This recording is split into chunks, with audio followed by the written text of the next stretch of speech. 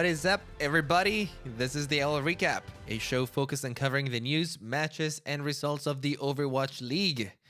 Today, we are recording right after Stage 3 finals, and I am joined with Bob and Mel, which are returning from Burbank, California, from the Overwatch League arena itself. They had a fantastic trip. They were filming all the stories in before the show. I'm very jealous and at the same time very happy for them. It sounds like a great time, but here we have it. Both of them back from the land of the free. I don't know how do they call California? The City of Angels. The City of Angels. Thank you. How are you guys doing? It was a long weekend. I'm glad to be back. Just got BlizzCon tickets, so even more glad. You're in a roll. Overall, yeah. What about you, Bob?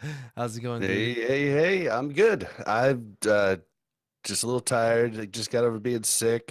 Finally feel good as of a couple hours ago, but it took about, for the last 2 days, I've only been awake 8 hours in each day. I've slept like 16 hours. It's been nuts. So the Overwatch League finals took it out of you, huh? Yeah, I got the ick. It was pretty bad.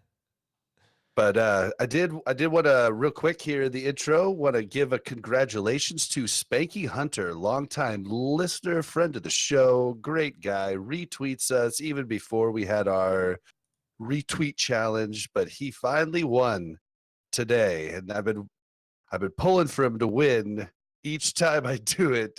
Full disclosure, just because he always retweets us, and he's just a great guy. So Spanky, I'm going to need you to message me your name in game so I can give you that prize. Congratulations, Spanky. And yeah, for those of you who don't know, if you guys retweet the tweet we sent out every time we record a new episode, you get a chance to enter into this awesome contest to win an Overwatch League skin every week. All right, guys. You guys have returned. We have a lot of news. A lot of things have happened. So let's get right into it. Let's talk about some of the most pressing news that we have arrived to this week.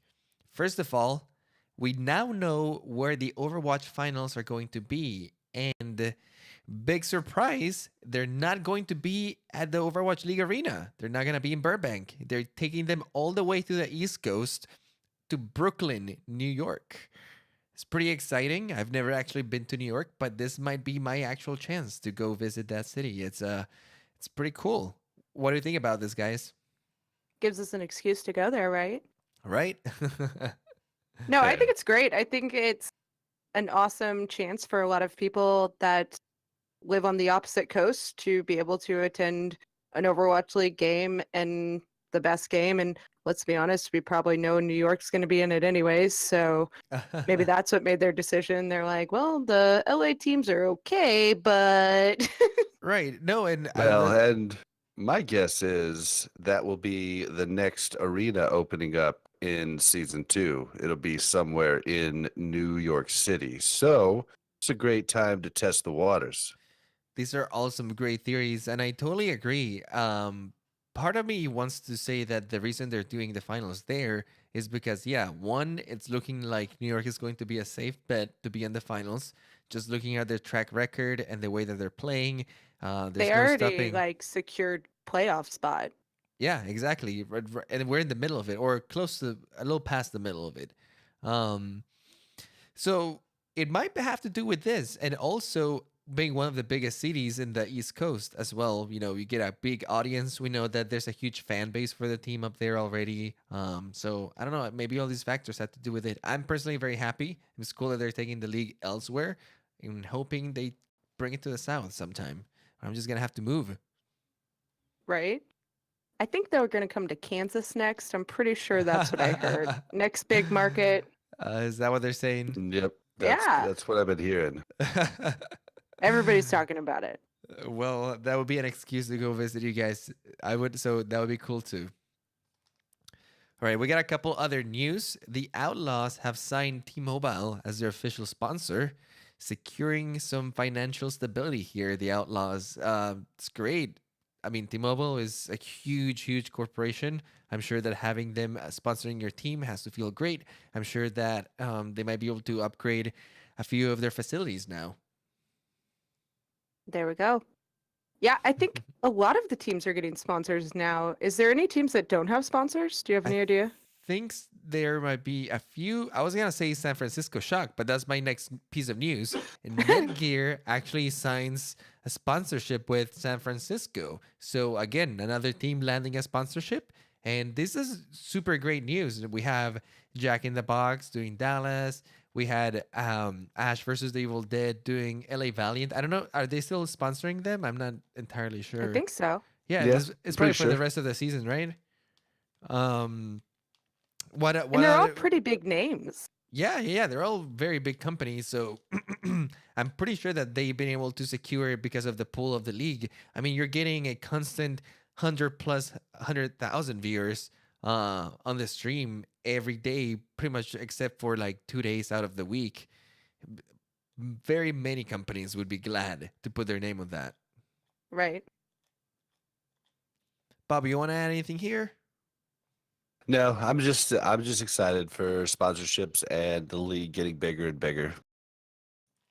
I'm not too excited about all of the advertising coming to the shirts, but I am excited that the league is pulling this kind of financial pool. And I mean, it I'm just excited I got secures. mine before it had T-Mobile on it. Yeah, Throwing that right. out there. I wish I would have gotten a one of every team as soon as they came out. Alrighty, but that brings us to a couple of team changes going on. Not only have the teams been securing some sponsorships, there also being a lot of evolution within the teams. The first one that I want to mention over here is Ryu Zhenghong apparently has been switching to a main tank role, which has caught a lot of people off guard. I know that later we'll listen to one of the interviews where I think Mel, you ask about this, about Ryu Jinghong, and apparently he's played as a main tank before, especially while he was in Oft. Korea. Off tank, there you go. And it's only been more recently that he fully went full time support. But regardless, he has been doing well, and he kind of shined in that last matchup that he played as a tank. Yeah, he says that he can better control the team from that role. So that was one of the big factors in that change as well. Yeah, they said having him in, it's kind of like having Jake in on Outlaws. Having him Right. in is very beneficial. So having Ryu Hong in and having him take that kind of role that he did really well at, maybe not the best Winston or Orisa in the world, but he did good. And he was able to manage a game and make calls and direct people to do different things. He said he's not sure if he's going to stay a tank player or if he's going to go back to support. He said they just kind of switched it up to kind of change things around because something had to happen. And Right. he's like, I liked it. It worked, and you gotta realize that as a main tank, you're setting the pace of the game. You're the person who decides when your team goes in. You're the person who decides when your team comes out. Because you are the anchor of the team, right? Your supports are going to be moving around you. Your DPS are going to be revolving around you. The first person who's going to be there to contest any objective should be you. Um, so a person like Ryu Zhenghang, which, like you said, is like a Jake. He's the leader of the team. He's the one who's making the calls. That every person in the team is looking up to him. Having that position gives him a lot more flexibility, I would say. He doesn't even have to express what he wants the team to do. He can just move, and the team is like, okay, that's what Zhenghang wants to do. Let's go. Yeah. Moving up, we got Shockhead coach Brad sorry, San Francisco Shock's head coach Brad Rajani released. So another head coach released. Do we have any news on why this might have been the case? Not that I've seen. Nope. So there's been a lot of releases of coaches. A lot of not completely clear. There's been a lot of speculation. Some of the reasons some coaches has been released have been to help other teams that have been struggling a little bit. Others have been because they haven't been meshing well with the team. I know there's some rumors of some friction here between certain coaches and certain players. So I think that the reasons are many, but this is probably like the fourth or fifth coach that has been kind of switched around in the past few weeks. So I think that a lot is evolving. I think that teams are looking for fresh starts, and maybe the people who were their initial choices maybe just didn't pan out to be right. Um, I also know that a lot of people in the Overwatch League are suffering from something called you know, too much grinding. I'm missing the word over here. I can't think of it. It's a little too late for me. Like burnout. Yeah, Fatigue. burnout, fatigue. Thank you. A lot of them are suffering from that, and not players, but like also the support staff, right? Like these coaches are having to analyze day in and day out games, and that has to get to you after a certain while, especially when you're not the start of the show. You're just, the side guy that has to review all of the VODs. Right. I think I heard somewhere that him and the GM didn't always see eye to eye. Is that?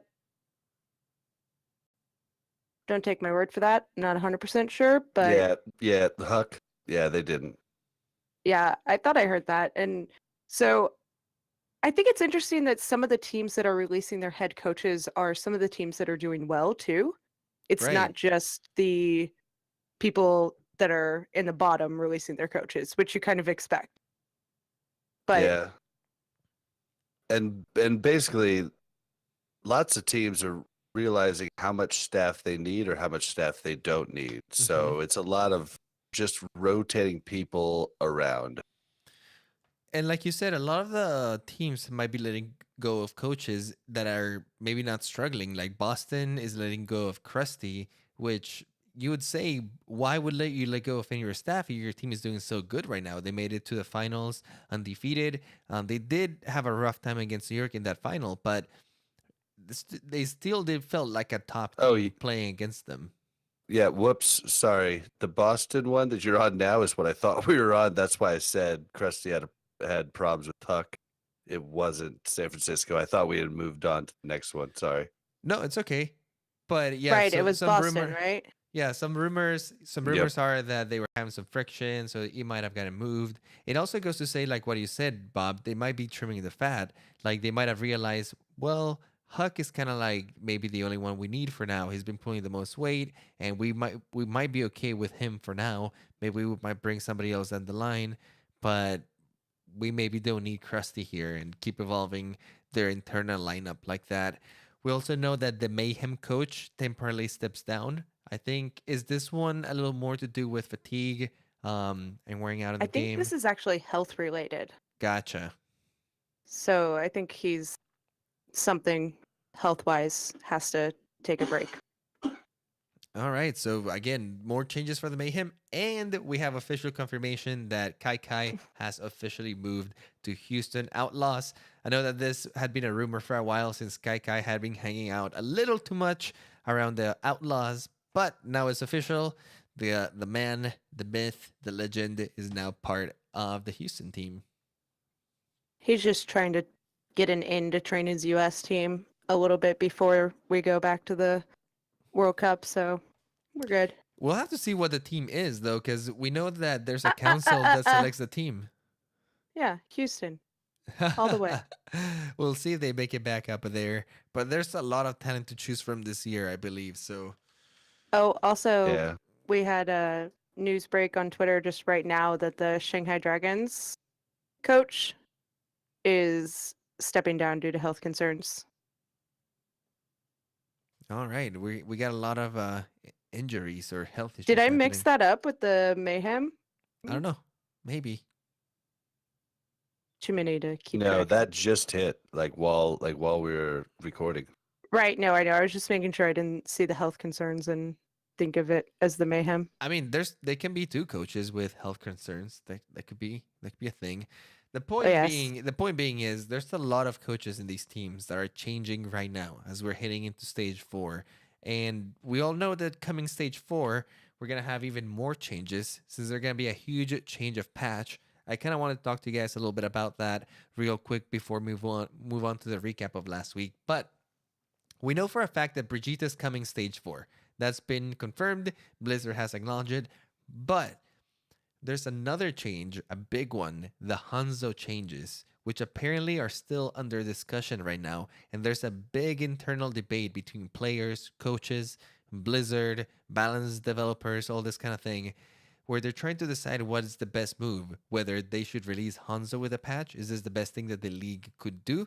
Can they release it in the middle of the stage? Or do they wait another whole stage and play on a patch that was live only for 2 days and the actual population won't be playing on for the entirety of season 4?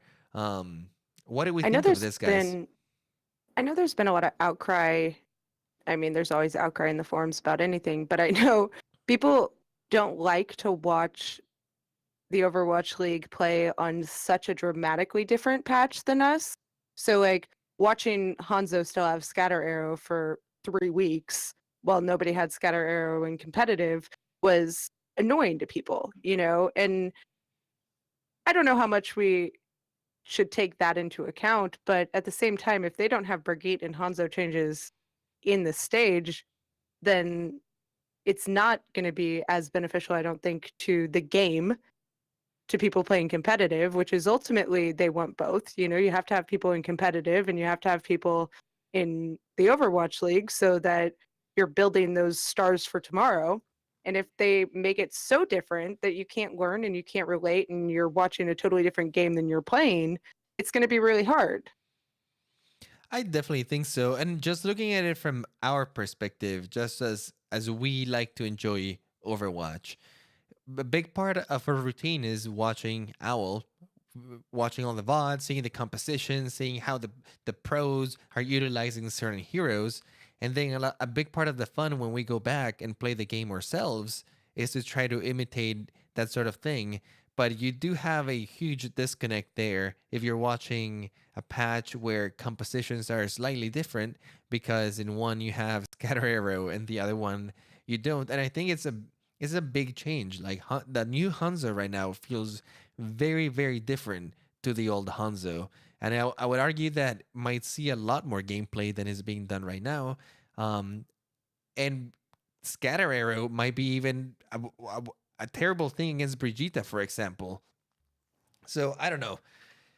I think that I agree with you, Mel. I think there would be a huge disconnect. I don't think that it would be the best thing in the world to play that patch like that. I hope that whatever decision that they make, it's a little more together, or it makes a little more sense in that sense. It links both worlds a little better.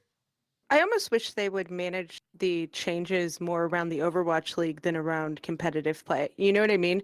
Because I would rather have a semi-broken hero or a semi-broken skill in the Overwatch League and then change it in competitive later when they do it in Overwatch League, or maybe right before they do it, instead of seeing totally different things.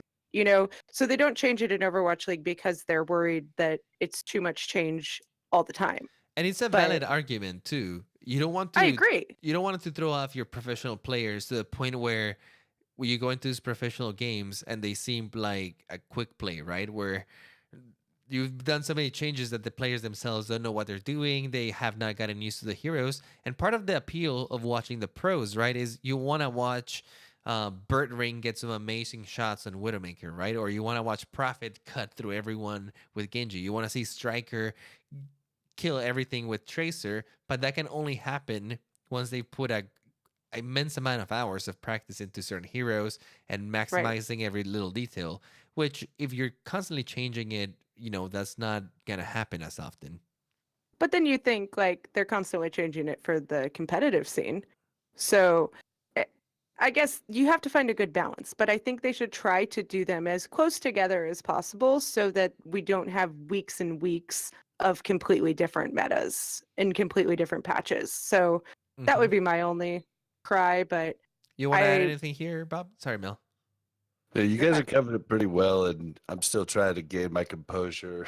My dog was having a dream and making absurd amount of noise over here. I had it I muted was so you couldn't wondering. hear it. I was wondering And what I, you were doing over there. I couldn't stop laughing because he's like running, like on the ground, laying down, and barking. But no, I think you guys covered it pretty well, and those are pretty much my thoughts too. I think that if it's going to be in the game, it should be an owl, and it shouldn't be too far off. They have 5-week sessions. We shouldn't see 3 weeks where it's different. Right. I also think from talking to the players, most of the players, it felt like they hadn't even practiced any sort of Brigitte comp whatsoever. So now they've got like 5 days to like a week or whatnot to practice to get ready for this next stage, which I think is almost harder. But maybe it's not, maybe they were just so focused on week 5 and getting those games in that they didn't want to confuse themselves, I'm guessing, with all these changes. But I don't think many of them really had much of an idea. And I don't think that any of them have been playing it because think about it. Your job is to play Overwatch. You gotta go into your job to practice and get wins for your team. So there's no time to waste to be playing on a patch that Not you're true. not going to be playing. They played live. Brigitte Deathmatch. Don't you worry.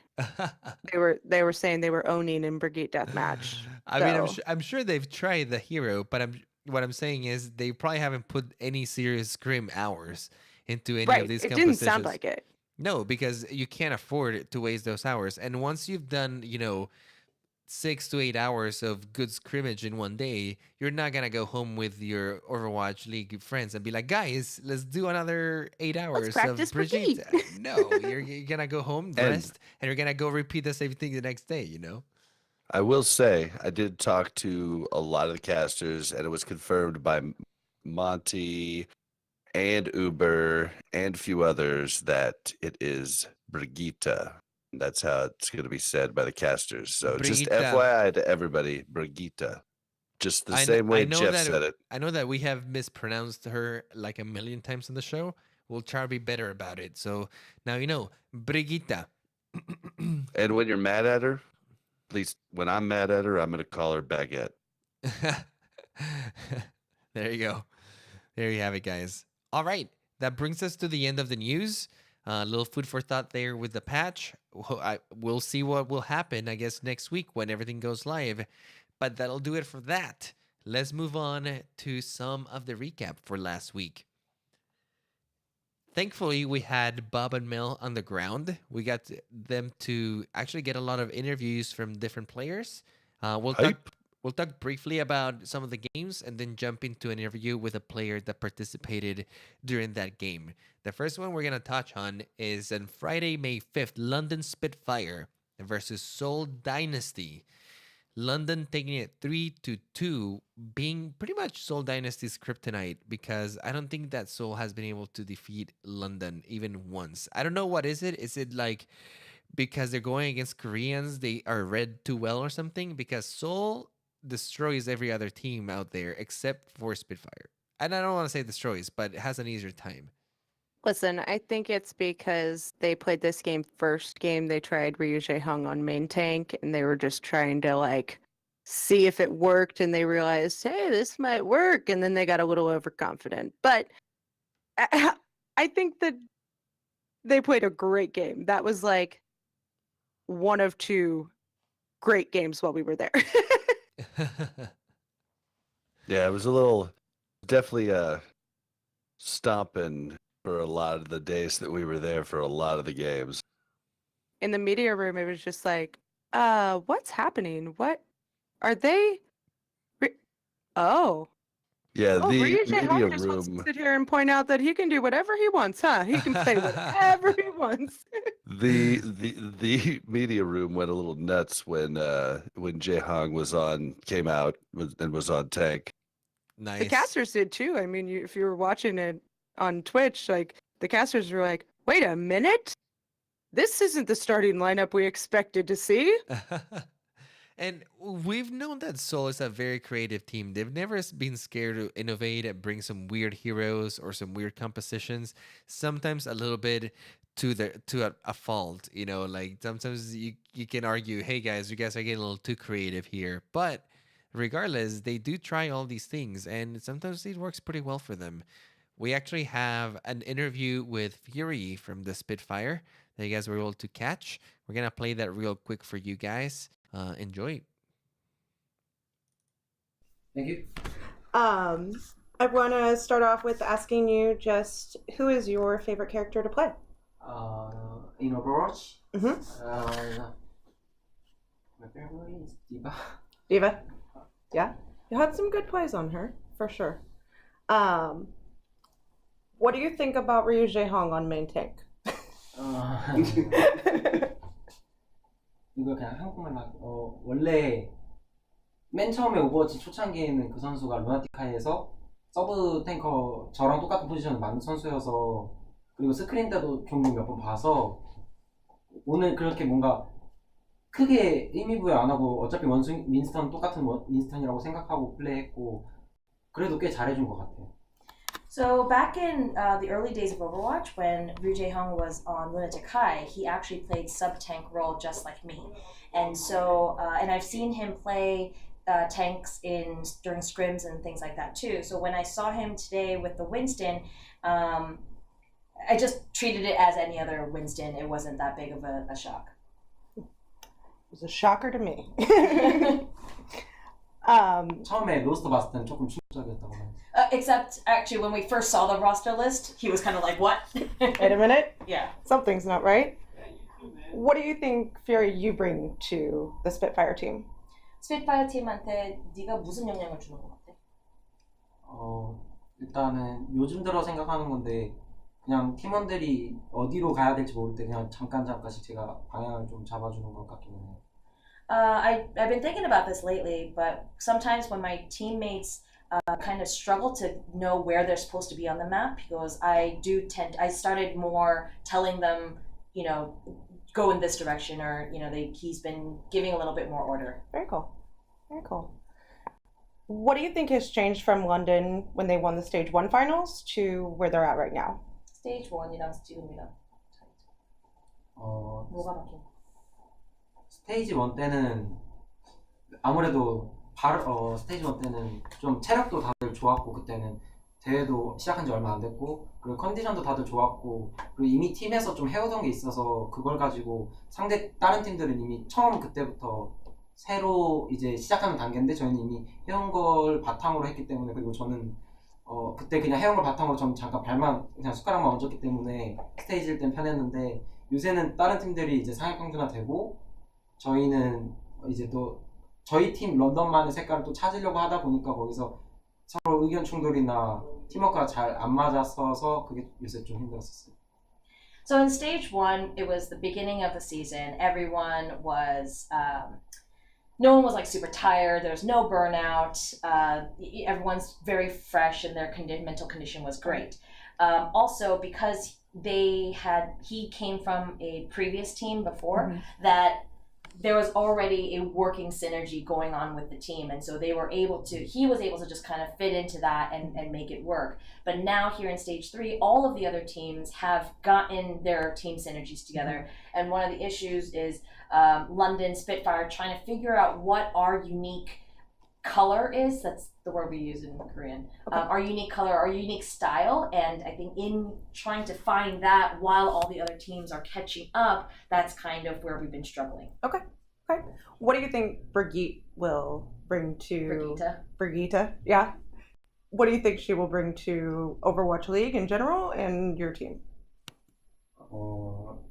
브리기테가 저희 팀이랑 리그의 영향이랑 우리 팀이랑 우리는 어떻게 사용할 것 같은지. 일단 브리기테가 팀원의 방어력을 높여주는데 일단 그 방어력 때문만이라도 좀 게임이 굉장히 루즈해질 것 같고. 네? 방어력. 그 방어구 그러니까 뭐라지? 브리기테가 궁을 쓰면은 팀원들이 방어력이 생겨져서. What is Brigitte's ultimate? Rally.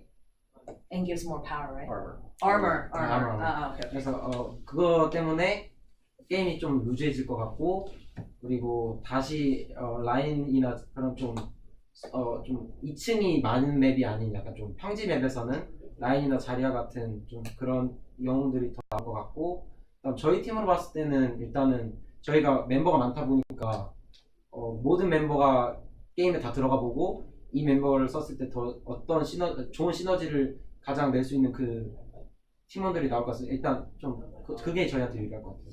Alright, so Brigitte, obviously her ultimate gives armor, and so he feels that we're going to see more in maps where there's not a lot of second floors, but a lot of just flatter maps. We're going to see a lot more Reinhardt Zarias, and in terms of how it fits with our team, I think first everyone's going to have to play her and see whose playstyle on Brigitte fits the best with what we want to do and the other members of the team. Okay. Is there any team you think specifically it will help a lot more than another? 브리기타가 이제 하면서 다른 팀들 중에 저 팀은 브리기타 쓰면 되게 유일하고 좋겠다는 뉴욕? New York. Okay. All right. Well, I think that's all we had. I really appreciate you sitting down with us. All right, thank you. Thank you very much. All right, and that was the interview with Fury. Interesting words from the man. Very calm, very concentrated, very methodical with his answers. It's very interesting because I feel like all the Koreans kind of strike me like that, where they're very humble. They choose their words very carefully. They always respect their opponents, you know, but they're always trying to say like, no, we're just very concentrated. We're just focusing on the game. We don't let anything distract us too much. Kind of reminds me of Jonak a little bit, that every time you ask him, Jonak, how do you do it? He's like, I just play the game. Throw balls over there and they die. I don't know. Yeah. And he makes fun of his teammate Pine. Yeah. Oh he my does. gosh. He roasts Did you Pine see hard. that on Watchpoint? I did see that, yeah. Oh my gosh. I was like dying. I was like, did he just say For your legs were shaking because your weight?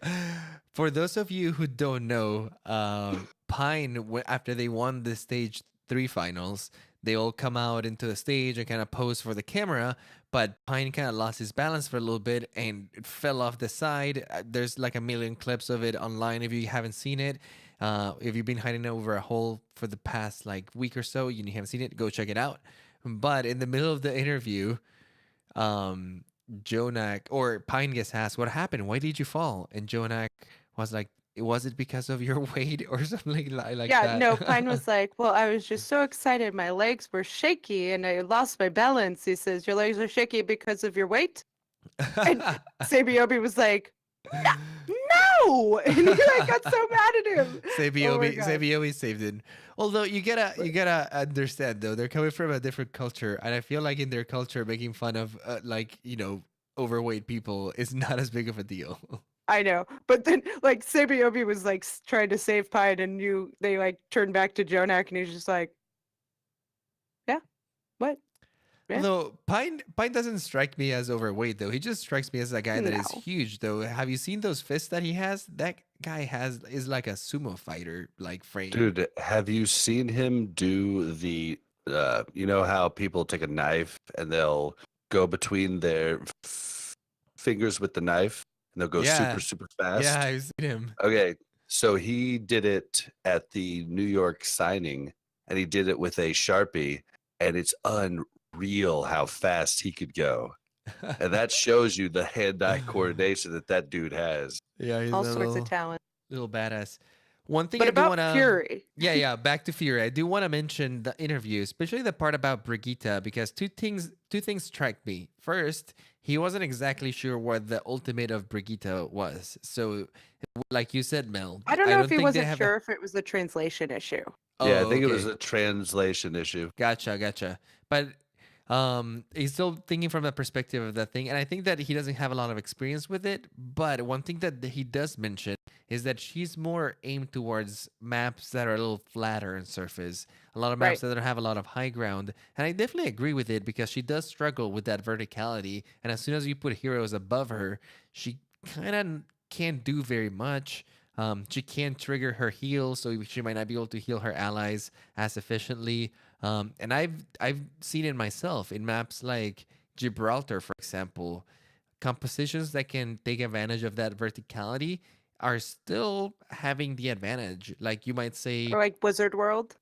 or Blizzard World. There's still a lot. I think you could even argue Lumbani, for example, where you have like Right. the two levels on both sides. I think you can Well, I still think like, it's get away with a Brigitte, but she definitely gets a little rough in that terrain.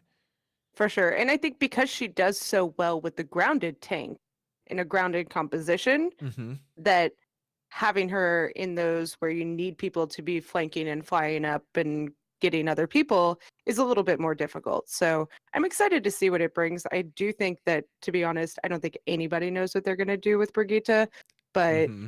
it'll be interesting to see. The two things I love about this interview was one, that he asked me if I was talking about Overwatch characters at the beginning. I was like, didn't we just sit down to talk about Overwatch? You know, whatever. You should have been like, Uh, nah, Fortnite. right. PUBG. Who's your favorite character? They don't even have characters. It's But the same dude. right. I I think he was fun to talk to. He was very personable, and it was a cool interview. He was good. I was nervous of my first one, so It definitely was weird. Like while they're talking, and like you know how normally when someone's answering a question to you, you're nodding your head when you agree, and you're giving them visual cues of how you're taking in their information. Well, we're sitting there doing that, and we're like, should we not be doing this? I don't know if we should be doing this because we don't know what he's I don't know saying. what you're saying. Yeah, he could be saying something really bad, and yes, I'm like, oh yeah, of course. You're like, yeah, yeah, and then they translate, and you're like, no, Oh no, no. no. That's hilarious. One other thing that struck me though is how he mentions that New York might be the team that takes the most advantage of Brigitte as well. And it That was left an me, easy answer. New York's just gonna do well, well, anyways. right, So. right. But it left me thinking. It left me thinking like Jonak is already hard as hell to kill with just a Mercy and his team kind of protecting him. Now imagine if you put a Mercy and a Brigitte right next to that man. Like Dude. who is gonna kill Jonak? I'm just gonna He's gonna kill man, everybody. I'm just gonna say I've gotten to play. Like I haven't had to play main tank on our team the last 2 days, and I played Zen, and it's amazing to have that much armor and the shields, and I get to lose a little shield.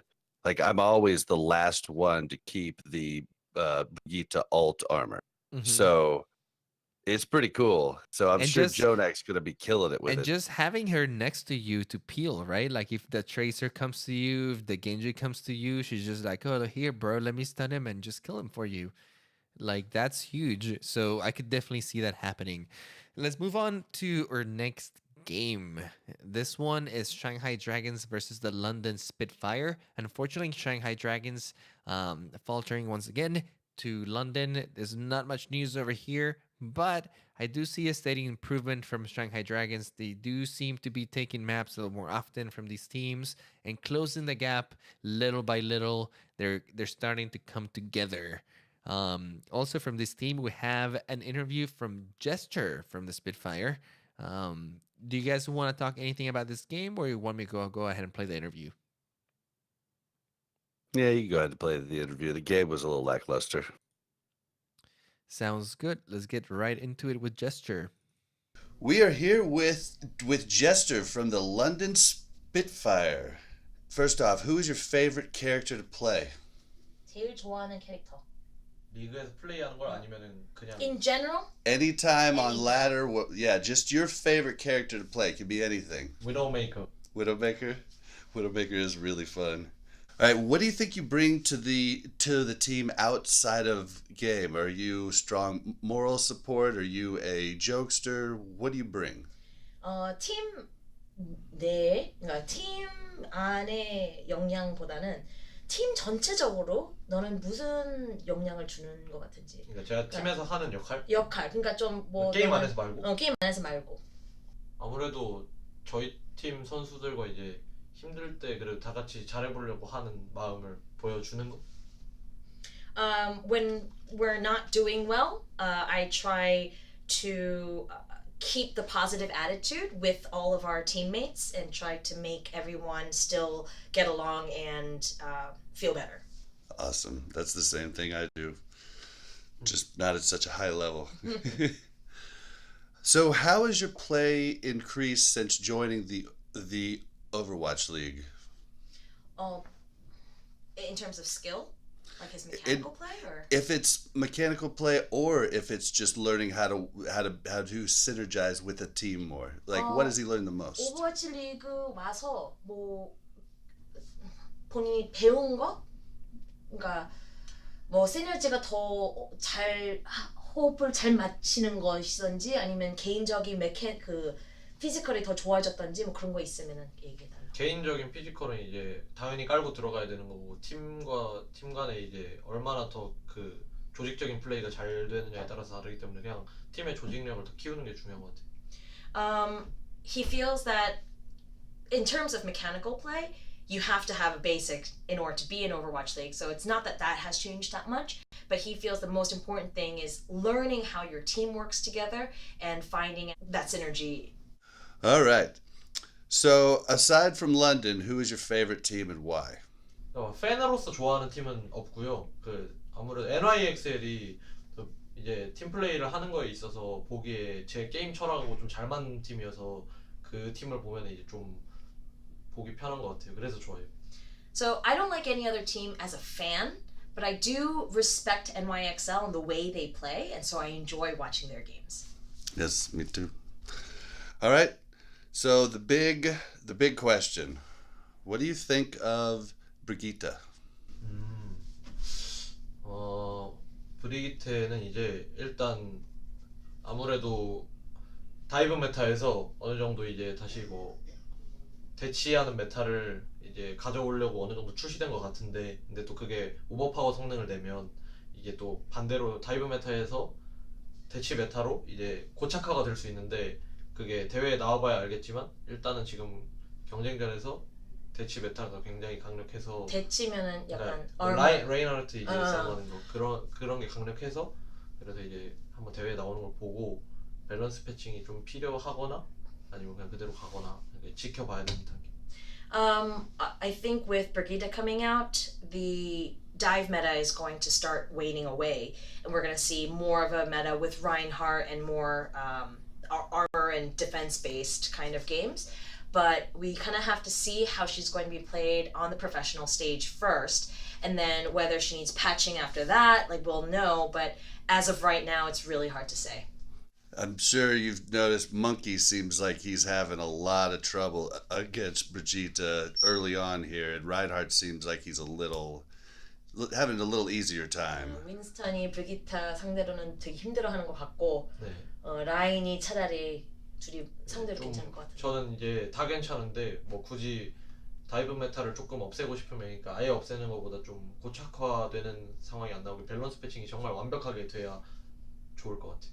Yeah, she still needs some balance patching, but he doesn't want the dive meta to completely go away, but maybe just cut back a little bit, and we'll have to see how that works. Yeah, I would love to see a 3 meta, 3 and up, where you could actually play comps that are different. All right, well, thank you so much. I don't want to take up any more of your time. It was really nice to meet you. Thank you so much. All right, thank you.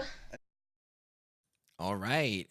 And that was Gesture from the Spitfire. What do we think over here, guys? How did Gesture strike us? Listen, I wasn't at this interview, but you missed an opportunity to ask him about his wardrobe.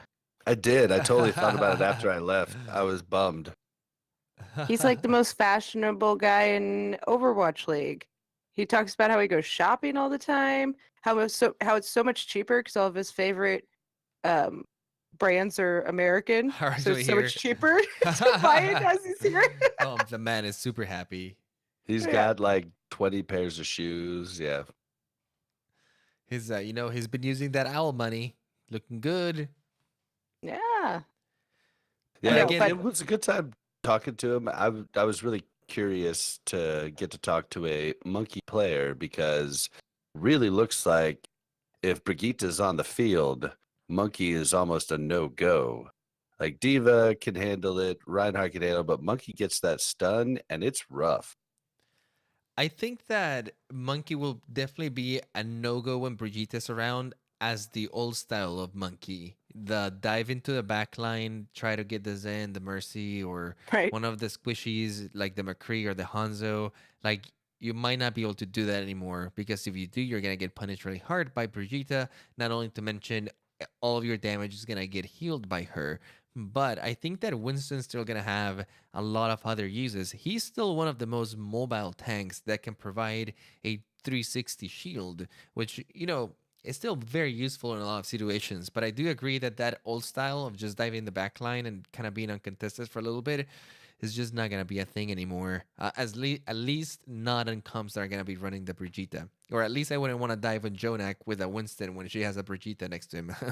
We talked about that. It's no fun. No thing. But yeah, well, I guess we'll see where Monkey goes. We might see him just kind of become more of a niche pick, like we said, on maps that have more verticality. You might get some use out of him, but I do see him getting phased out a little bit in popularity coming up. All right, guys, let's move on to our next interview. And this one comes from Bani from the Houston Outlaws. This one was after the game they had with Seoul Dynasty, where they unfortunately lost 4-0 and couldn't keep their streak. So far, Houston has kept Seoul Dynasty under control, and they've been able to win the past few matches against them. But this time around, Seoul Dynasty came prepared, and they were like, not again. We've practiced this Jae-Hong time. on tank. We got this. They were not counting on Jae-Hong on tank, man. They were used to countering Jae-Hong when he was a support. And guess what? He's not in the backline anymore. Now he's in front of your ass. Yeah, it was very weird. I will say, when I went in to do this interview, I momentarily forgot that I was a press interview. And I was like, "Hi, I'm Mel. Can I give you a hug?" And Bonnie gave me this look like, he was like, "Yeah." And then awkwardly walked over, and I was like, that was probably inappropriate, but you just lost 4-0. I felt like I wanted to give you a hug. It's fine. Listen, they're treading lightly over there, because they don't want to get into any trouble. They don't want any fines. I'm not 14. Whoa, too soon. Too soon. Sorry. Too soon. All right. Let's get right into the interview, guys. This one is actually really good. I enjoyed it quite a bit. Bunny is a very well-spoken guy. Let's kick it off. All right, we'll start off with something easy. Who's your favorite character to play? Favorite character was Sombra. Really? Back before she got changed, back when the health packs gave you ultimate charge and stuff. Because then you'd actually play her as a support player. But, yeah. You think she was better back then or better now? I think she was more fun back then. Oh. Really? Yeah. Farming the support packs or farming the health packs? Well, yeah, because you get to do more as Sombra, because you have ult every fight and you just. That's true. Yeah. You're just instant win. You're kind of like the star. Yeah, exactly. Everyone's playing around those health packs. Fair enough. All right. Okay, so I'm a Mercy player, not quite like Owl Mercy player level, but Plat Diamond level.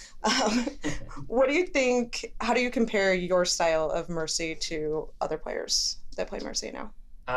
Well, I think one of the big things about Mercies and comp and stuff and ranked is just that it's really just about you doing as much healing as possible while living, because people aren't really able to dive you coordinated, right? So if you can just go forward, heal your Winston, and then shift all the way back out, and you'll be fine most of the time. Yes.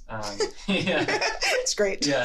So yeah, the difference I'd say is that you're in Overwatch League and stuff. You're just kind of sitting behind your Zen more, because your Zen is going to get dived and you have to be there to heal him. And if you go forward, then either your Zen dies or you die, because they're good enough to actually fight you. That's a bummer. Yeah. Yeah, it is. And just get to fly around the map, and then, yeah. You also have a couple better widows in Al than I do on ranked, so. Playing on LAN instead of with any sort of ping. Yeah. It's got to be rough. Oh, man. Okay. I have one that, so as a support, you rely on your tanks a lot, right? Mm-hmm. What would be one piece of advice you would give every tank? Every tank? Yeah. Well, I would mostly D.Va. I would say D.Va should always kind of, whenever you see your team going in for a dive, you kind of have to balance whether you actually go in with them or if you save your support or something like that. So I guess the advice to Diva would be like, look at what the enemy tracer is doing, and if their tracer is like missing or like like behind you or something like that, then just go back and help your Zen. Right. Otherwise, if the tracer is like shooting your Winston, then just go in and dive with them, because it's really just about saving your Zen. And if the tracer's not on Zen, then you can go and do whatever you want. Otherwise, you got to be there to help them. Right. Do you have a system that you use to keep track of that? Because it seems like that would be so difficult to actually keep track of all those different things. It is very difficult to keep track of everything. There's kind of systems, but at the same time, you just have to, just be aware. Like, everyone just has to be like, okay, you kind of like feel it too, right? You kind of feel it, because like, if as a support at least, like, you'll be like, oh, my tanks are both 400 HP, so like they're not taking very much damage, so that means they're probably not fighting, they're trying to set up a dive, so you got to be like, okay, they're gonna dive. Wait a minute. Yeah, you kind of just like get the feel for what's going on in the game. Okay, cool. All right, so how do you think your play has developed since joining Overwatch League? What do you think has developed the most with your play? I'd say I've become like way more of a team player, I guess. Like, back before Overwatch League, it was just about like maximizing your own value, I guess. Like, you still wanted to win, but people didn't exactly know how to win perfectly. So like I guess like everyone's style of winning was just like how do they have the most value themselves. Right. So now it's like actually like every team is actually like they know how to win, and they know how to sacrifice their own like stats or flashiness to actually win as a team. For sure. Yeah. So I'd say that's the biggest part. That's awesome. Yeah. It's very cool to watch. Yeah. Everybody's definitely evened out this stage a lot. Sure. Yeah. Than, I think stage 1 we saw the Korean teams that had played together for a long time, I think kind of above, and I think everybody's kind of evening out now. Yeah. So looking at the Brigitte coming into stage 4, I know you love Brigitte. What are your thoughts? How do you think she's going to change the meta? Do you think she's going to be played a lot? She is being changed, I think, on PTR, so that might make a significant difference. But if she went in like as is, like as she is currently in competitive, she would definitely change the meta a lot. Because I think just like the ability to have your whole team start with an extra like 150 health at the start of like almost every fight is just like too much. It's just you can't not have that. You have to have that. Yeah. So it's like you have to play her. We've actually on our team, it was amazing once I realized what our friend was doing. But it's like everybody group up and we weren't in a fight, and then he blows all. And I was like, dude, you custom. And then he goes, no, you just start with the armor and I'll be building all. And I was like, oh, it's genius. Yeah. It's just that's how you do it, because by the time the next fight is over, you're like 70% on ult, and then you're just like, that's awesome. All right, we got it, guys. Yeah. Gonna win again. Oh man. So you don't like to play her, or you do like to play her? Brigitte, she's all right. I don't think she's that fun because she doesn't really take that much aim. Like, you just have to have decent prediction skills with the whip shot, and that's it. Right. So, I mean, you play Mercy right now, so. Yeah. I would play other heroes, but I know you would. Take one for the team. I know you would. Take one for the team.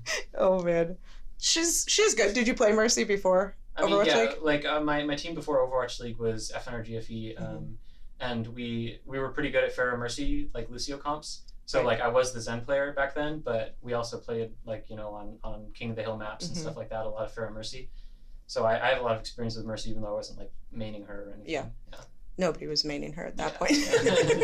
So she was supposed to be out of the meta, everybody thought, in stage 3. Yeah. And that definitely didn't happen. I think people tried at the first couple of weeks and then just kind of gave up and went back to Mercy every match. What are your thoughts on that? Do you like that she's in the meta still constantly? Would you prefer? I mean, like, obviously I get to play because Mercy's in, but at the same time, I think that it would be nicer to have other supports that are like higher skilled in. Like the reason I think Mercy is in right now is just because there's no other healer that can keep your Zen alive, and Zen is just like the best character in the game right now. Like if your Zen is actually a 3rd DPS, then you're gonna win. And that's why you see teams like NYXL doing so well, just because they can actually enable their Zen. So it's Jonak. Yeah, I mean, it is Jonak, but at the same time, like, it's. I think they like NYXL overcompensate for having Jonak. You know, like they play so much towards Jonak's favor that it might be even abusable. Obviously, they're just a really good team anyway, so it's hard to do that. Right. But like other good teams like Boston and stuff, you don't notice it, but like Neko is actually doing a lot of work, and it's just because they have like that ability to enable him. Okay. So I think like that's why Mercy is good. She can heal through shields. You know, you can't get matrixed. Your heals can't get matrixed. Right. And Zen gets to live, so he gets to be a DPS. That's really all it is. Very So cool. if they can find a way to like enable or make Zen not necessary, maybe then other sports would see playtime. But yeah. All right. Well, I think Anna's heal dart is now going to go through shields, right? It's going to go through teammates. I'm not sure if it's through shields. So yeah, like that might still be a Half the problem, battle. 'cause- yeah, it is half the battle for sure.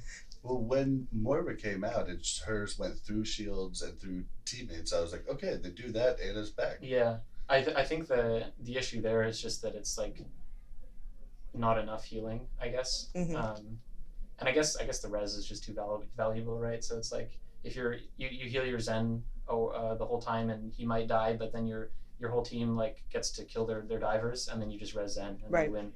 Versus like Moira, it's just like you kind of desperately heal your Zen and it's less reliable because you're not just like holding left click. Right. you kind of are, but you actually have to move your mouse and that makes a big deal. It actually is a big deal. It does. Yeah. It does. You can't be as aware of everything else.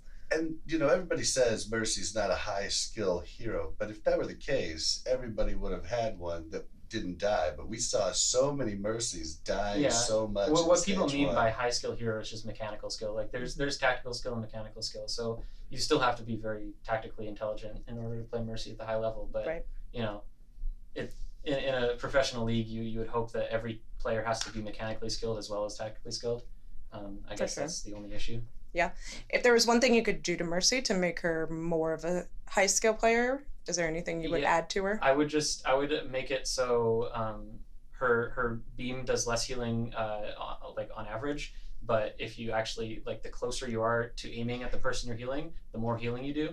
And that would be my change. Same with damage boost. You know, you have to actually aim at the person you're trying to damage boost or heal. You can't just like fly around while you're doing it. Yeah. Now you can. Right now you can. Yeah. No, that's great. Yeah, would be cool. For sure. Sorry, I kind of went out of order, but what do you think? Okay, back to Brigitte for just a second. What do you think she would bring to the Outlaws? And has anybody on the Outlaws played her quite a bit or practiced her? But I think all of our, like almost everybody on the Outlaws has probably played her a fair amount. I think like Boink has been doing some DMs with her and messing around with her because if it was like what it looks like competitive is right now, where it's like Zen Mercy, Brigitte, or like you know Zen Moira or Lucio Moira, I guess. Triple support. Yeah, triple support. And anyway, there's probably like the highest chance that Blink plays Brigitte in those situations. Okay. And yeah, so I mean, we've all got experience with her. I've played her a fair amount in ranked. She seems, you know, like just really good. Yeah, very overpowered right now, for sure. Monkeys diving in, it's rough. And deathmatch is like 8 Brigittes against each other. Yeah. Right? No escape. Yeah, but I mean, when Moira came out, it was just 8 purple Moira. balls everywhere, and just you don't That know was a when disaster. Oh my It was gosh, such a you just disaster. die. Like you'd get 3 purple balls in this room with you, Yeah. and you'd never survive. Fine, I won't play Genji. Yeah, yeah, definitely not. Yeah. Okay, well, I think that was all the questions I had, babe. Do you have any other questions?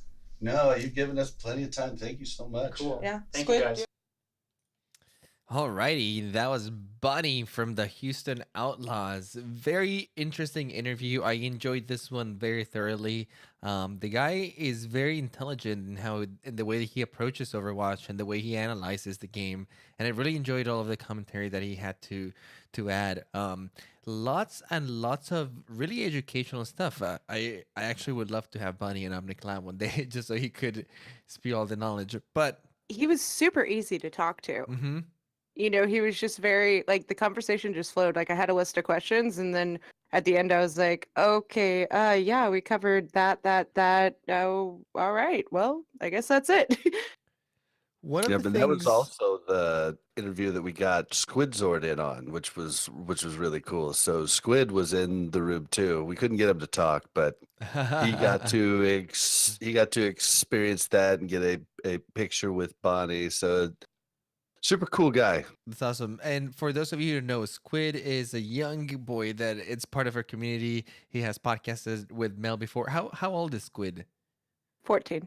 14. There you go. He's an aspiring Yeah. Overwatch He was player. on Heroes Never Die and for a while, and he's great. So he had a good time, and it He was also- also the only interview that Bonnie was the only one in there.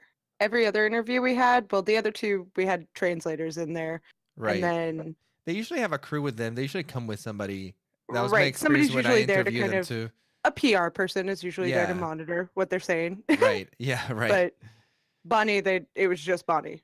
So Bunny was like, "Oh, he'll be okay. Bunny is okay. He's so well spoken. We'll be fine." you should have seen his face when Bobby said you custard.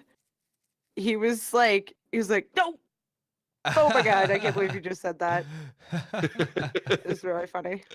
But One I of- mean, Custom did it twice, like while they're waiting for a fight. So Twice it's in the one map. Custas. It's you custard. he didn't want to start a meme. He's like, "I won't be part of this." Oh no, he was totally part of it. He's like, I can't believe you said that. I can't believe I didn't think of that type of face. Awesome. I was gonna say there's a few things that really caught my ear in that interview, and one of them was when he was talking about the diva. When you asked him what he would suggest to any tank out there, what advice would you give him?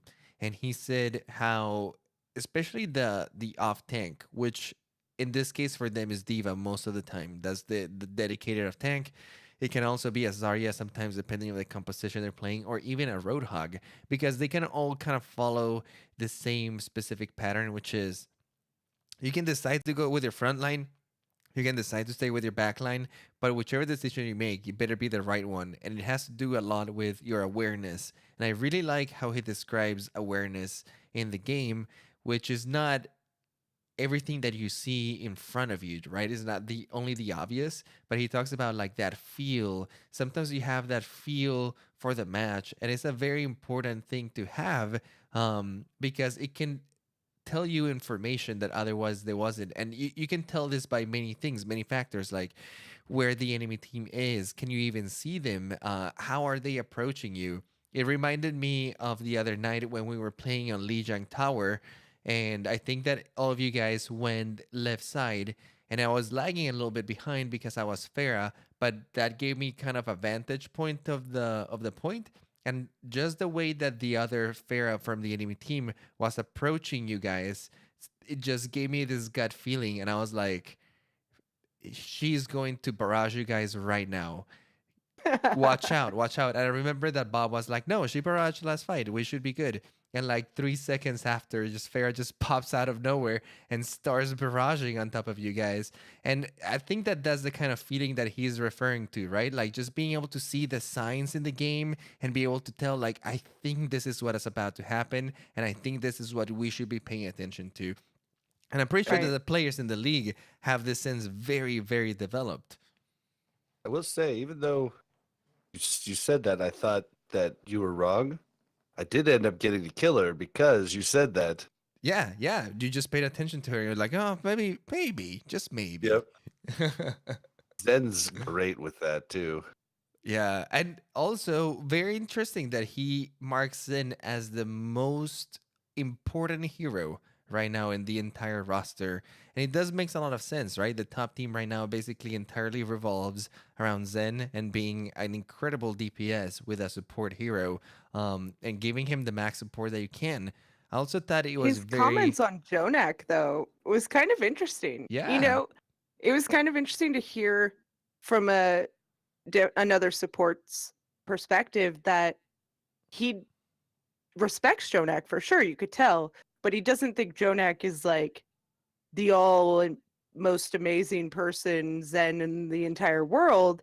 He thinks that the team plays around Jonak and the team enables Jonak to do what Jonak does. And it's true. We know that, Mhm. you know, and yes, he's good at what he does, but could other, you know, Jonak was a no-name before he came into Overwatch League. Yeah, he was found on ladder. Just So fragging out. Yeah, but the team is behind him, and the team is there protecting Jonak with their life. Yeah, he did mean- say that that might actually be New York's biggest weakness, that they put so much power into Jonak and they rely on Jonak so much. And they could say that because they do that, it becomes rather exploitable because then you kind of know what to expect, right? New York is kind of going into every map with the same plan, pretty much. Just keep Jonak alive, let him kill everybody, and win the attrition war eventually, right? Because of your huge mechanical skilled players. And they do a great job about this, but now every team that is going up against them, they kind of know that this is what they're going for.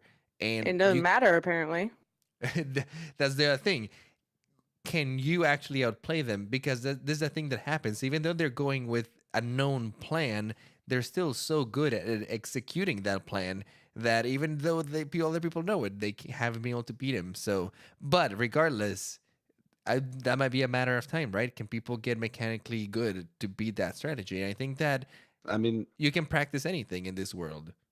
I think that Fusion could do the same thing with Boombox, who I actually got to meet too, which was awesome. I got to meet him, and yeah, it's a different story. But I think they could do the same thing, but they put most of their resources into Fraggy, and like that's their trope, and it's very it's a very aggressive style, whereas NYXL doesn't really have that aggressive style. They let them come into them, just like Bonnie said.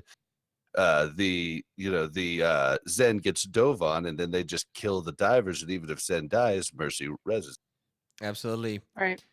I thought his thoughts on the Mercy changes that they could make to make her a little bit more mechanically skilled were interesting. I've never heard that perspective. Yeah, very interesting. And that could be, I mean, it would change her playstyle quite drastically, but definitely would differentiate top Mercies from okay Mercies, right? Where a person that can actually keep the beam and can do a lot.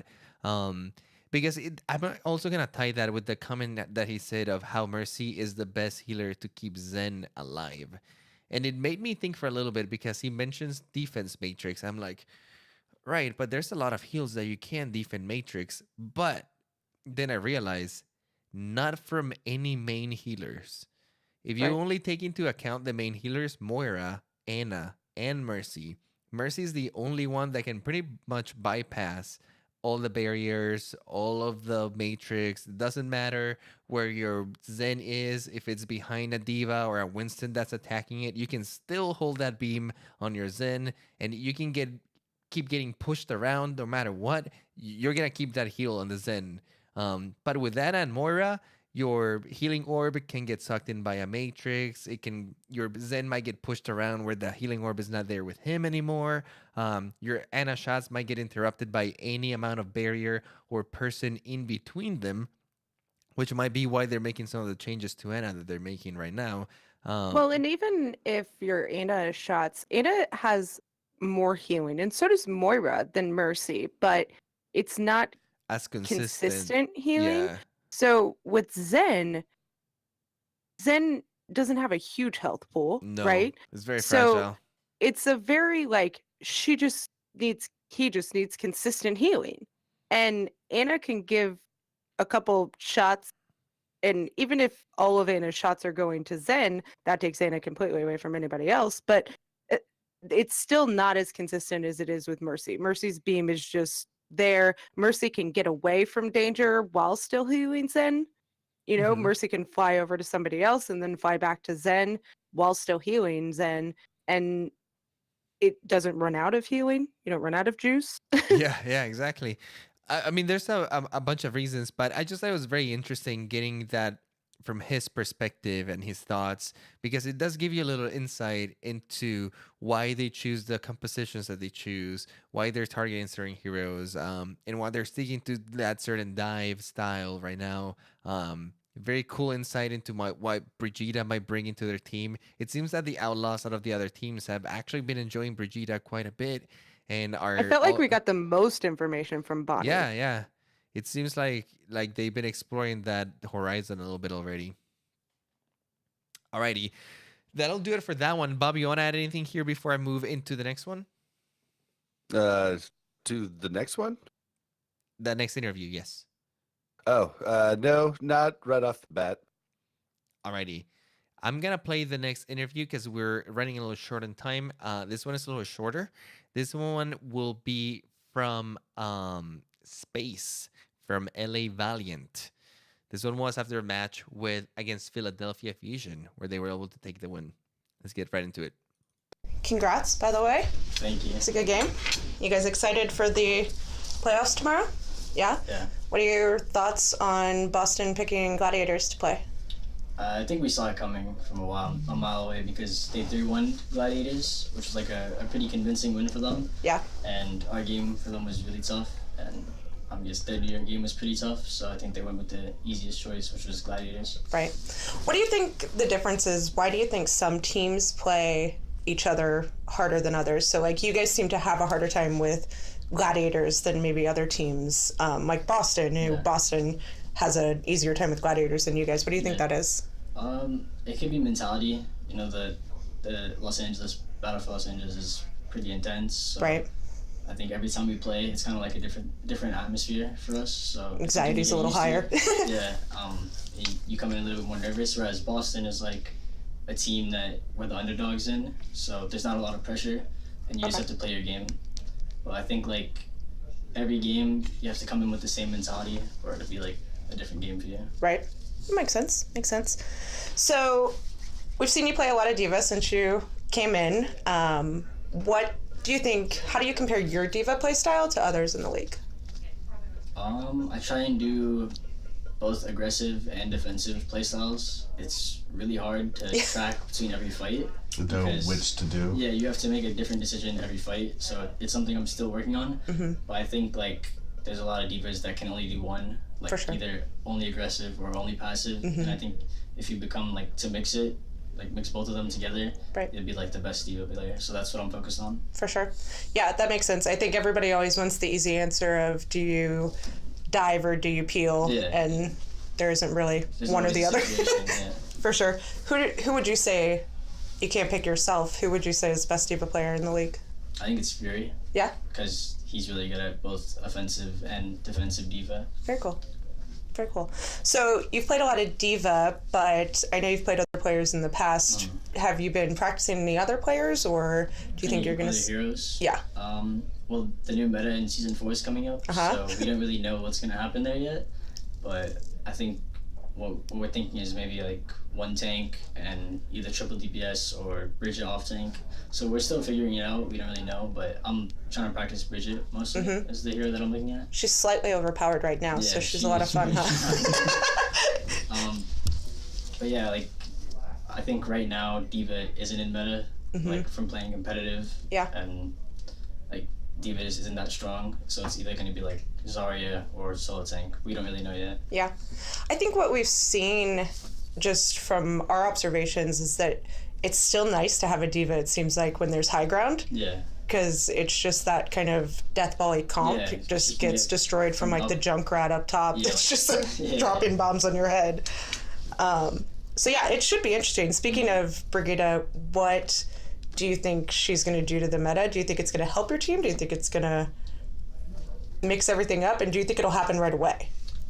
I think she'll help our team because we have good tank players on this team, and I think she's a very like death volley type of hero. If you play as a group, you know, she maximizes her abilities, whereas if you play split, she doesn't really do much. So if she like completely changes the meta, I think it'll be good for us. But hopefully the meta is like kind of 2 comps rather than just 1 comp. Yeah. This would be nice to see. For us, yeah, instead of just Brigitte only the whole time. Yeah. Sorry, go ahead. Of course. I just think like right now Brigitte is like determining the meta. For sure. Yeah. Besides the Valiant, what team do you think will benefit the most if the Brigitte meta comes in? I mean, like stats wise, probably Shanghai, because like it's a reset. You can't just pick that because there's only up to go. I think like for every team, this is an opportunity because there's a new meta. So if you learn the meta first, like capitalize and become the best team. I Right. think they have really good players now, so they can really they have good tank players too, and they can optimize on this new meta. Like I think basically every team will have an opportunity to become really good, like the next New York or the next Boston. Right. Because Kind of resets the playing field. Yeah, for sure. It's exciting. Shanghai has really shown us some competitive games lately too. I think they're definitely on the cusp. Yeah, Is they're it? like close to learning what this meta is, and now that there's going to be a refresh, it's like really good for them. They get an even playing field with more Yeah. people. Yeah. Is it stressful to play Shanghai at this point? I feel like nobody wants to be the first. Yeah. You know, they've kind of got this, long range of losses, and the first Yeah. person is always gonna. Yeah, that's definitely one of the mental games. Is like if you come into the Shanghai game either underestimating them or Right. just playing like not. They doing take a good, map, and you're like, yeah. you're shaking. So that's something that everybody's worried about. And Yeah. I think stage 4 is going to be the hardest because it's learning new heroes, so they have the best chance of winning. Right. You guys don't have much time to learn these new heroes. So, Not really. what do you like? How do you guys make that work? You guys have a week off? Yeah, I mean, we're gonna have basically all of our players, because we have 12 players, like practicing heroes, what we think is gonna work and what's not gonna work, Right. and basically whoever plays better and whoever messages better with the new meta, they'll play like in the starting lineup. Because Yeah. with the whole swap, some players might not learn as fast as others. Right. So I think that's good for us, because if I don't learn Brigitte, Finzi can learn it. And Yeah. we have that kind of meshing. Yeah, that's So that's definitely good cool. for us. Do you think that having 12 players has benefited your guys' team quite a bit? Yeah, I think Yeah. for sure, because it takes a lot of stress off of the players. If you're feeling sick, you can have someone sub in for you. Or like if you don't feel like you're playing well, there's always a sub for you. So Right. I feel like it's good, and it keeps like a healthy competition between the players. Definitely. All right. Well, I think, let's see. Do you have anything else, babe? No, I'm good. I guess the last thing I would ask would be, what is it like going from watching and then turning 18 and getting to play? At first, like while watching, I didn't think much of it. I was just like, it's gonna be easy. I'm gonna go up and play. But like Right. the first match against Seoul was definitely nerve-wracking. Like watching everybody walk out of the main door and seeing it like happen from the dugout was like, oh, it's nothing. It'll be easy. But then I was really nervous, obviously coming into it. But luckily, like our team prepared pretty well for that match, and they all supported me. Like because they could tell I was nervous, obviously from scrims. Yeah. But it was definitely like something that was new to me at first, but over the course, like I got really used to it, and I was like, not that big of a deal for me. But Right. watching every game was just, I thought it was gonna be like another casual game, but it's definitely different playing up on stage. Right. Yeah, that's very cool, and congrats. You've done very, very well. Thank you. So, you guys are great. We're excited to see you guys play it out tomorrow, and, hope you guys win. Thank you. Good luck. Thank you so much, and good luck. That was Space from the LA Valiant. Very insightful dude. Again, he bringing up again the diva discipline of having to choose between the front line and the back line, and how that is an ever evolving thing, that it's never a set thing, but you always have to gauge the situation and make the right choice, and making the wrong choice can actually cost you the game. Actually, very impressed that he called Fury the best diva in the game as well, saying that he's the one who has been able to master this style of being in the right place at the right time. And you can see this sometimes in your games. Sometimes when you have a tank that is really paying attention and doing their job, they always seem to be on your way. As a DPS player, when you're playing against a good tank, every time I'm trying to get a kill on a backliner or a squishy, they always seem to be there to kind of like just get you away at the right time, and you can never seem to be able to finish off your target, because then you are putting yourself at risk and you might die, or you just can literally get shots on them because the tank is literally in front of them and you can't do anything. So I definitely agree that this playstyle is quite impressive and very cool that it's kind of spreading around the league. What do you think of you guys? What do you think of Space? I thought it was a really good interview. You guys were there to do it. Very well spoken guy as well. I was very impressed with how well spoken and how thoughtful he was, given his age. He was wise beyond his years, I guess. And Right. he was very comfortable and confident while also being humble, which I thought was interesting and neat. And he had some good thoughts. I thought he talked about Diva, very easily, and what he still works on with her and what she brings to the meta. And then he had some good things to say about the Brigitte meta. And overall, I think it was good. He was really nervous. I thought that was funny, that conversation. He was super nervous on his first game. I bet they're still getting used to all the attention, I think. I will say though, much like Bani, both of them have said that they're a little interested in seeing how he develops. And he did mention that Brigitte might be a little oppressive to the meta. If she turns out to be really, really good, kind of like you said, Bob, she might end up shunning Monkey away, which might mean that dive composition, the style that has been so predominant in this past few stages, might go to the wayside and might not even see playstyle. Because that's kind of what happened eventually in this meta, right? Like, we had a couple different things going on, but eventually it all settled down into that dive. And once people saw, well, New York is just freaking killing it with this composition and we can't really do anything about it, people were like, that's what we need to learn. And that's what most of these teams have been playing. It's interesting that they mentioned Shanghai, saying that they finally were able to catch up near the end and we're finally learning this dive meta, and now everything's gonna be shaking up. But he did say it might be their best chance to get that win now that everyone's gonna be struggling to kind of like regain that status, right? Like, who's gonna be the first team that cracks it and is like, guys, this is the composition. No matter what Right. the enemy team is trying to do right now, we're able to defend it. This is working out really well. Well, and Shanghai has the biggest reset. They like their reset is going to be the biggest of anybody else. Everybody else, many other teams have had more success than them. So that's what I think he means by it's their biggest chance, is that their reset button is so much bigger than everybody else's. Mm-hmm. Absolutely. I do Alrighty. love how Melissa called me babe during the interview. That was pretty hilarious. He was probably like, know. huh? That's gotta be your new name. I gotta change your tag right below the thing. It's It no was just longer like gonna so be- habit. It's gonna be BlazzinBob now. No, I think I don't know. He had some good insight. I can't remember what I wanted to talk about, but he was definitely a smart kid. Yeah, no, he is. Very cool. Very cool that they have him in LA Valiant. I think that LA Valiant's in good hands at this point with Custa, guys like him in the team. They're going places. All right, guys, we have the last 4 little pieces. These are all press conferences. These are actually up in Blizzard's website. If you guys want to catch them, they're in video form. Bob and Mel were able to be part of them, but I'm just going to quickly rapid fire them. We can comment right after each one. They're just one quick one-off questions that Bob and Mel were able to ask the different teams and the guys.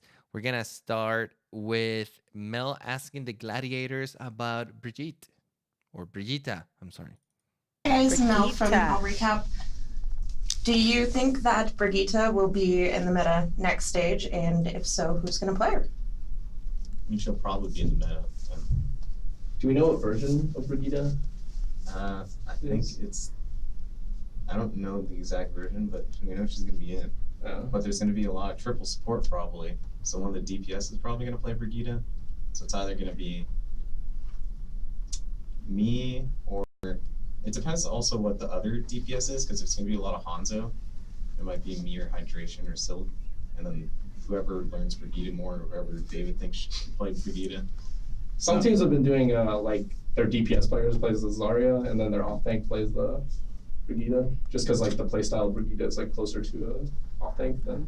But, yeah, I don't know. We'll see. I mean, Bishu only played Brigitte in DM, deathmatch. yeah, Like, okay. But he was just trolling people. I don't know. He's one of those. I think everybody's only playing Brigitte in deathmatch right now. No, right now it's Hanzo. Oh yeah. That was Surefour right there, Yep, talking yeah, about just let him know. Brigitte. He's right. Everyone is playing Hanzo on deathmatch right now. It's the new hotness. But again, from Gladiators coming as well, which makes me think that a lot of the people from Overwatch League have been talking to one another, and it seems that there's a general consensus that triple support is going to be a thing. I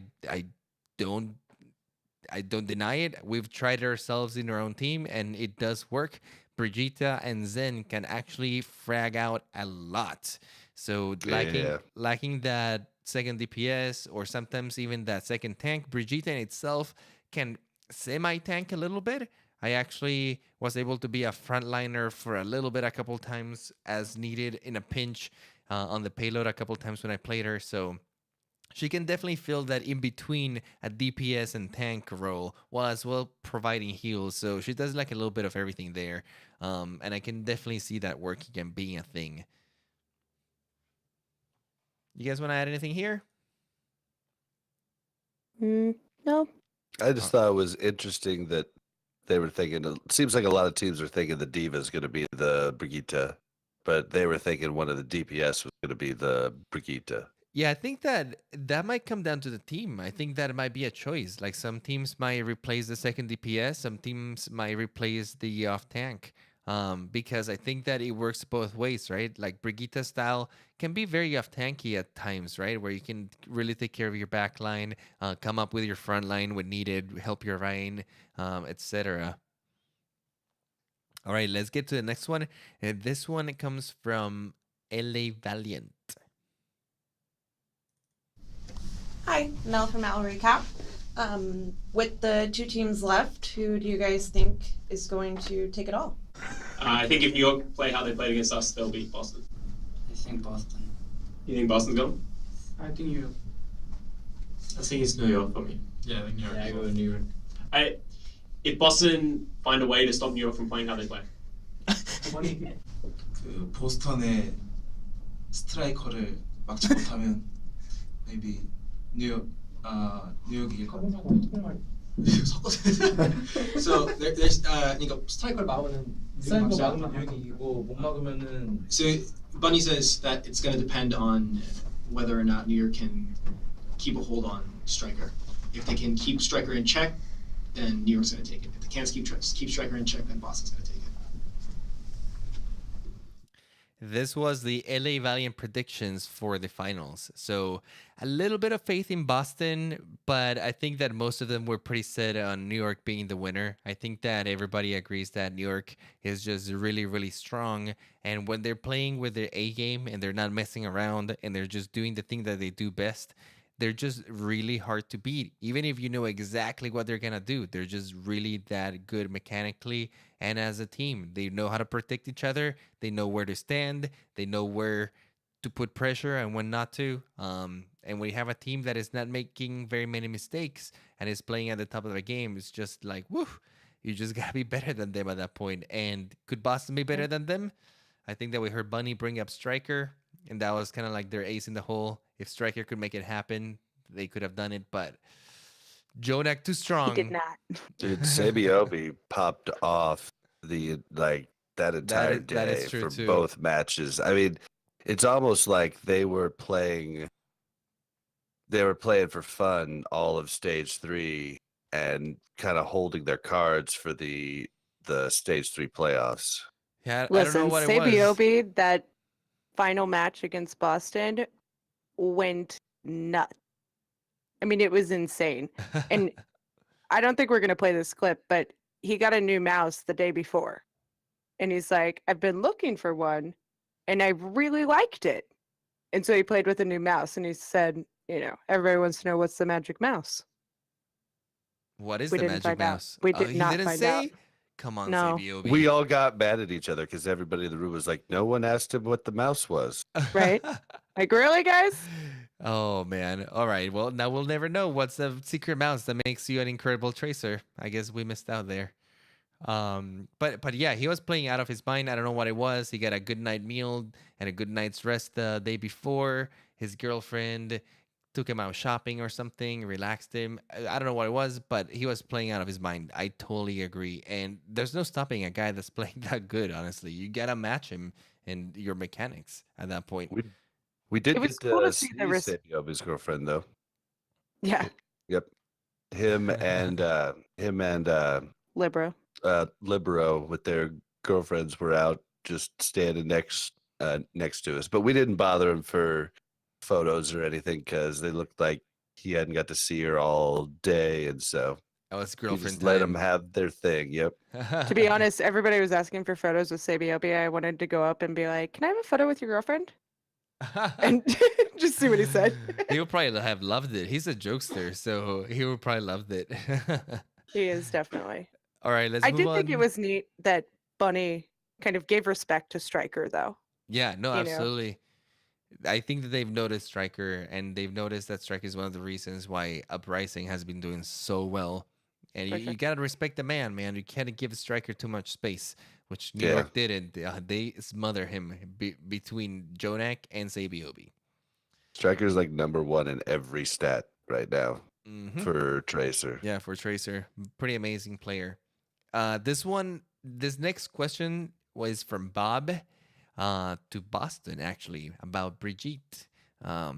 He got a lot of laughs out of this one. Let's hear it. That's what I do. Hey there, Bob from Owl Recap. Quick question: who's gonna play Brigitte? 브리기트 하실 Nice, nice. How do you know that? Shut up. All right, we'll take 2 more questions. Why don't you explain this one to us a little bit, Bob? Because the audio doesn't do justice to it. Yeah. Okay. So I say that question, and then everybody's quiet, and then Note just slowly raises his hand up and smiles at me, and then I say, "All right, cool." And then Kellix looks over at Note and says, "How do you know that?" Because I'm thinking Kellix wanted to get off the Mercy and play a little bit of Brigitte.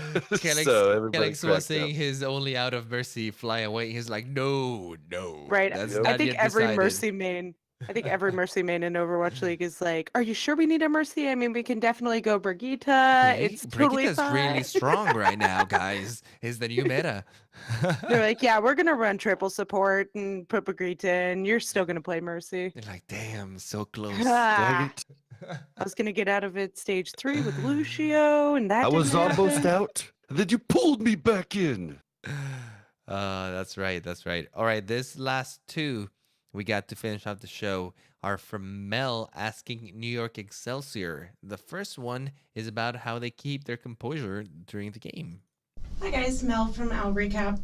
So you guys seem to be incredibly patient with your plays, and it seems to pay off for you. Wondering if there was any single player that is kind of controlling that economy, or if you guys make those decisions as individuals. 제 생각에는 저희 팀 전체적으로 잘 유지되는 것 같고 지든 이기든 항상 그 페이스를 유지하면서 뭐 그 정도. Okay, so we try to stay composed as possible. It's not a single player, but it's more like as a team we talk about it, and whether we lose or win, we try to maintain a composure as much as possible.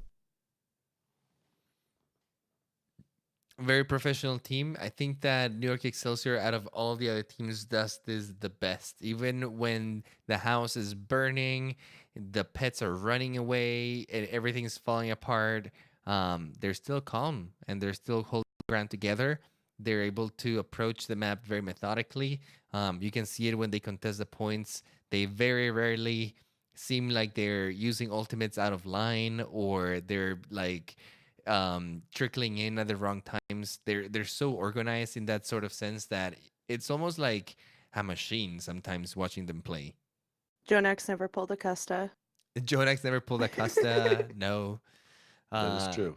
And True. sometimes you even see Jonak do even crazier things in the middle of like all the craziness. Like Diva Bomb will go off. He'll be like transcendencing, and the first thing he'll think is like, "Hey, why don't I step in this Diva Bomb and use it to get into high ground, and then that way I'll have like a better chance." Well, like normally most people would be thinking, "I don't know what's going on. I'm just gonna queue and hope for the best."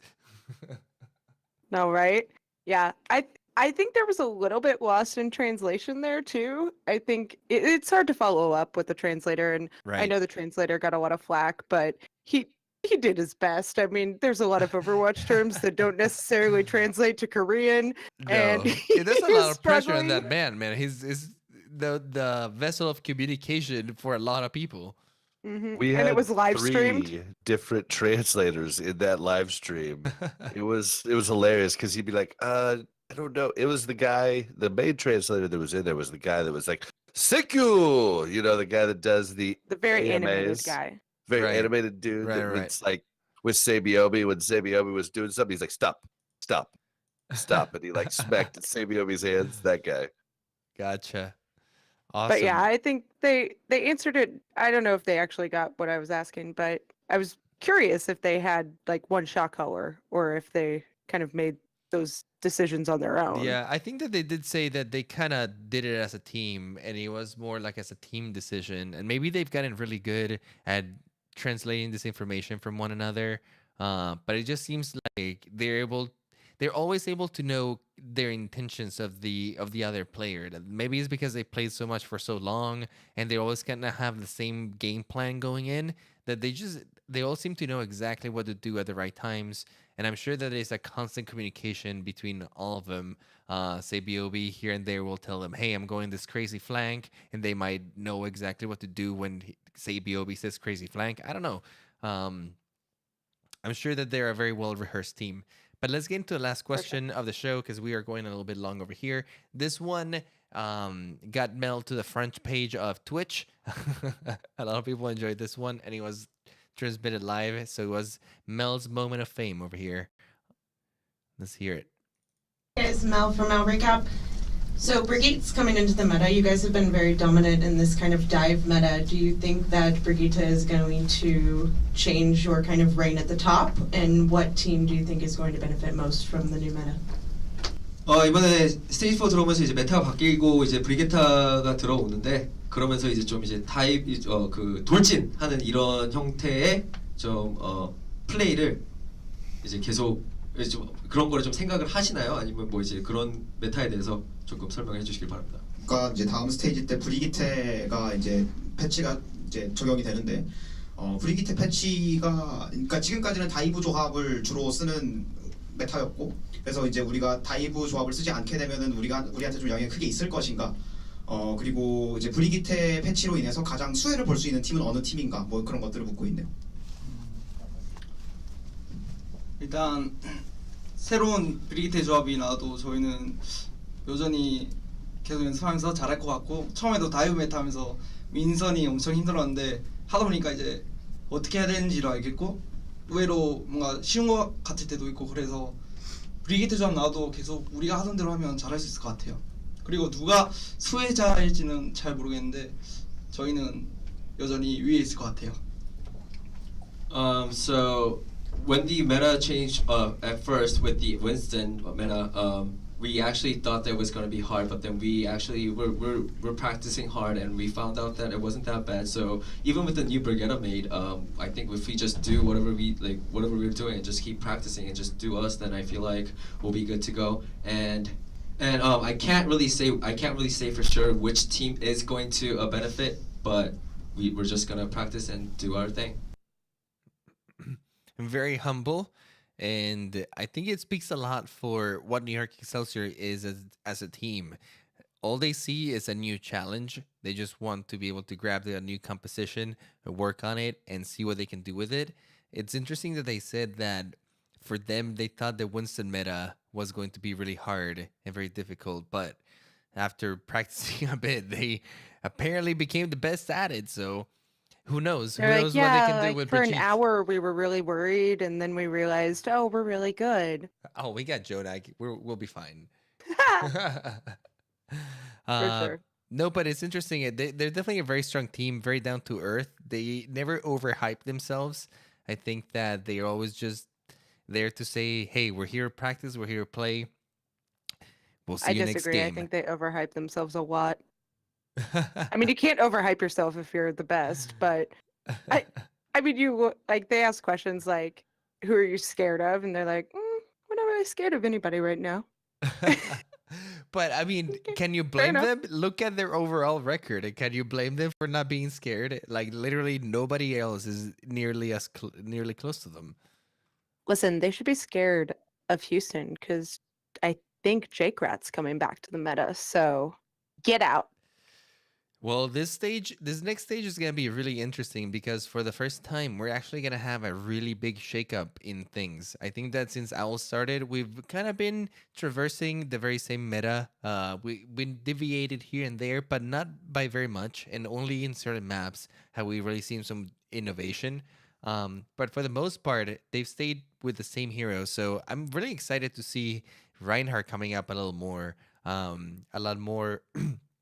Of Junkrat, for example, and Orisa, just seeing what they can do with her. I almost wonder if Doomfist, for example, will make more appearances in this type of environment. We'll have to know. I've definitely seen him more in my comp games. Yeah, absolutely. All right, guys, that'll do it for today's episode. Thank you for everyone who joined us live. I know that we're recording a little bit later than normal. For those of you who want to join us on the live stream, we normally record on Monday nights at 9 p.m. Eastern, except for today. It was a special occasion since Bob and Mel were out of town collecting all of this awesome information and interviews. I'm glad that they're back. I was a little lonely here at the desk.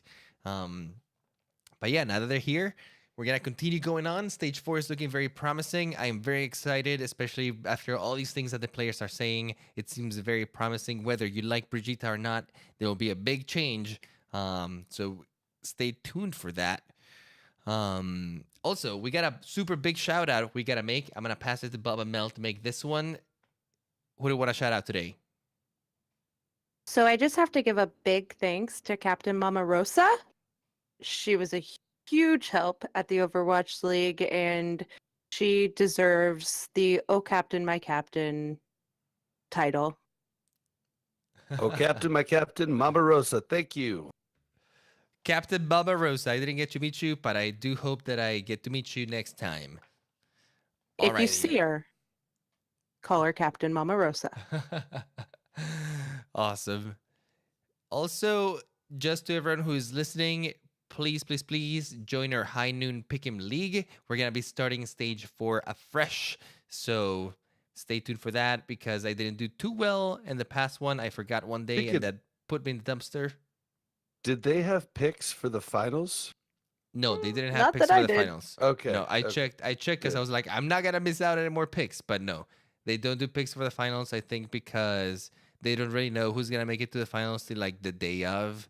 So I don't know if it's like too soon and too many people would forget. But yeah, there's no picks for that. But yeah, join You our caught up Pick'ems to League. me. I did? Awesome. Yeah, you at caught least, up to me. At You're least above I me made it by at like the 100 now. I barely made it at the end. But guys, if you want to do that, you can join it at a High Noon Pick'ems. You can go into their featured leagues and just scroll down a little bit and you'll find the Overwatch League Pick'ems right there. You can also follow us on Twitter at Owl Recap. You can join us on Twitch, like we said, over at twitch.tv/OmnicLab every Monday at 9 p.m. Eastern. Also, join our Discord at discord.me/OmnicLab. If you guys want to chat with us during the live matches, you can also pose your questions that we'll answer in the show. And anytime we get a chance, we'll sneak him into any of the casters, analysts, or players that we might have on the show. Also, if you guys have any business inquiries you want to promote on the show, or you have other stuff that you would like to ask in a more private forum, you can email us at contact@owlrecap.com. I'll repeat that one more time, contact@owlrecap.com. As always, you can also support the show by leaving us an iTunes review. It helps with our visibility and it also warms our hearts. We love reading them and you guys are always super awesome for leaving them. If you want to personally find us, you can do so over on Twitter. You can find me at iPlayGames. You spell that IPLAI Games. I'm going to pass it to my host to tell you where you can find them. You can find me on Twitter at Blazin_Bob. That's BLAZZIN_BOB. Where can we find you, Mel? You can find me on Twitter at MelOverwatch. Awesome. Again, guys, thank you for joining us. Everyone who was in the live chat, thanks. I know it's a little late for everyone, but I do appreciate you guys making the appearance. Y'all have a good night. Thank you so much, guys. Bye-bye. Hey guys, Mel from Mel Recap.